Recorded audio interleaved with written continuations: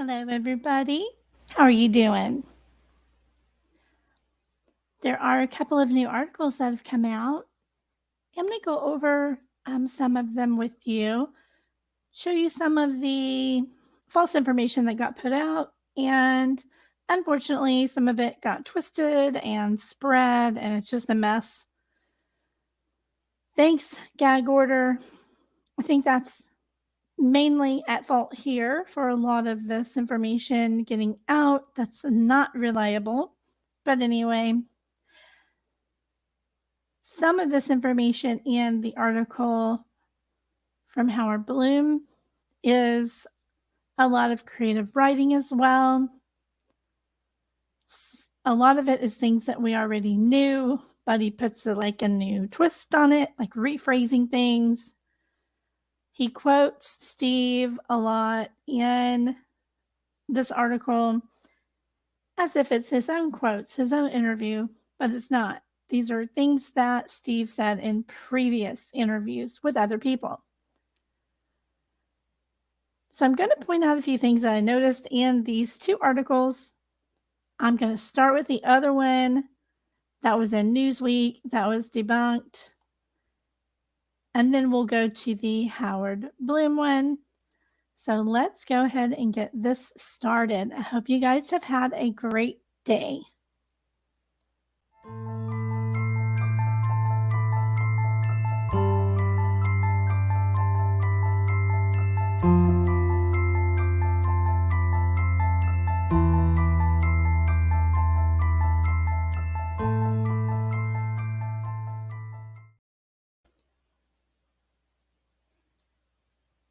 Alrighty. Okay, so the first one is this one that came out a couple of days ago as well. They're both from the 7th of October.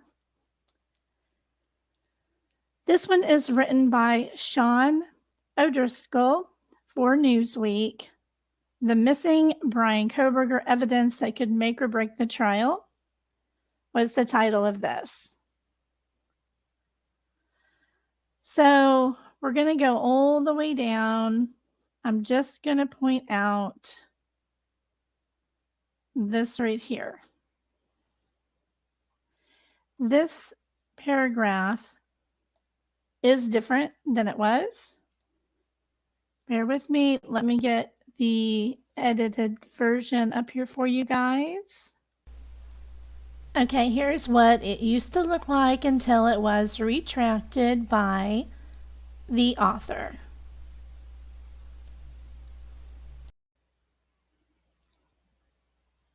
I completely closed that, didn't I? One moment. Let me get this pulled back up here.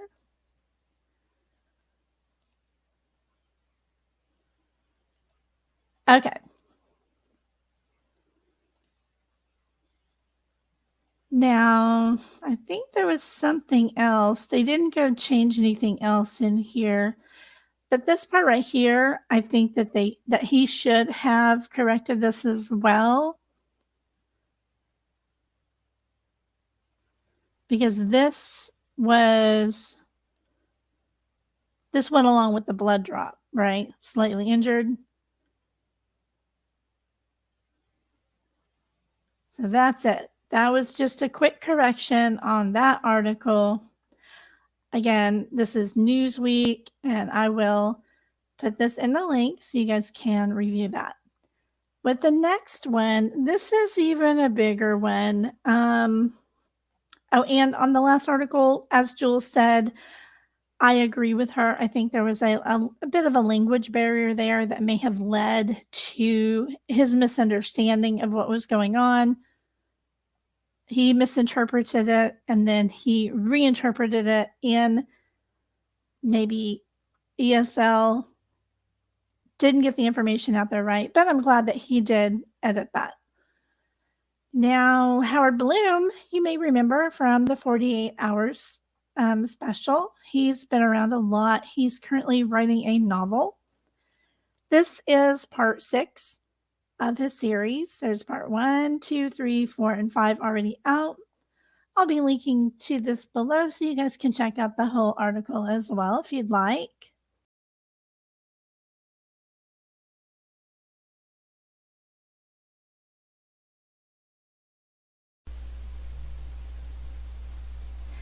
All right, everybody. So I've been working on this video on and off today. My neighbors are getting their roofs put on, and it's just been too loud to focus on this as much as I wanted to. But it turns out it's a blessing in disguise, because as you can see on the left, you can see that the family has come out with a statement. I'm going to read that to you. I sped up my video times 10 so you can see what I was doing with this video earlier. So this just came out about an hour ago. I just saw it. So that's cool. I'm so glad that they made an official statement on this. It reads, the Goncalves family lawyer provided clarity. Steve Goncalves denounced much of what Mr. Blum said in his publications and said Blum was profiting from his dead daughter's death and his family's grief. Quote, I just want to make it very clear to the public that we have not spoken to Mr. Blum about the death of our daughter. This is nothing more than grandstanding and a very, very poor attempt at getting attention. This piece is obviously fictional, but written in poor taste. The Goncalves family would ask that everyone please respect the victims of this tragedy and continue to support trustworthy journalism. Amen. Thank you, Steve, so much for coming out with the statement. I was really wondering, because I know my video is going really fast, but I was pointing out all the weird stuff in here, like, you know, this is hearsay upon hearsay, and the conduit means, you know, it's a connection to these jurors, hearsay upon hearsay. And it said in the article that AirMail had reached out to Mr. Goncalves for a comment, and his attorney said they can't comment because of the gag order. So I was like, where is he getting all these quotes? And then I realized that, like, he's getting all of these quotes from previous articles. So, and I was, you know, in this video, I was checking out some of the stuff that he had pointed out that I don't really need to now. You know, I don't need to address it now. But I'm just letting it play while I'm speaking with you guys. And I have it sped up times 10. So, just as suspected, these are not quotes from Steve. This is a bunch of, I'm just going to say it, this is a bunch of bullshit. And as Steve said, this is nothing more than grandstanding and a very, very poor attempt at getting attention. It is absolutely written in very poor taste. And shame on you, Mr. Blum, for trying to profit off of the death of 4 beautiful young people.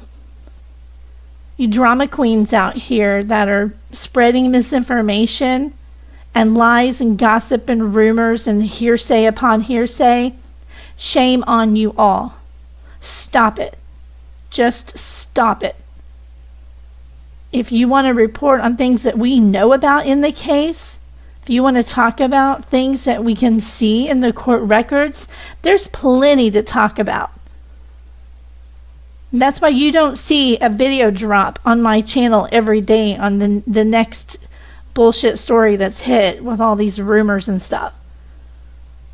Like, if there's nothing to report on, I'm just not going to report. I'm not going to make crap up. So, you know, I was discussing, you know, my theories and, you know, showing Jules a little short that she said I could show on, you know, my theory on this stuff, but I don't even need to, because Mr. Blum doesn't know what he's talking about anyway. He's just trying to incite more drama, and I'm not going to fall into the trap. I'm just not going to do it.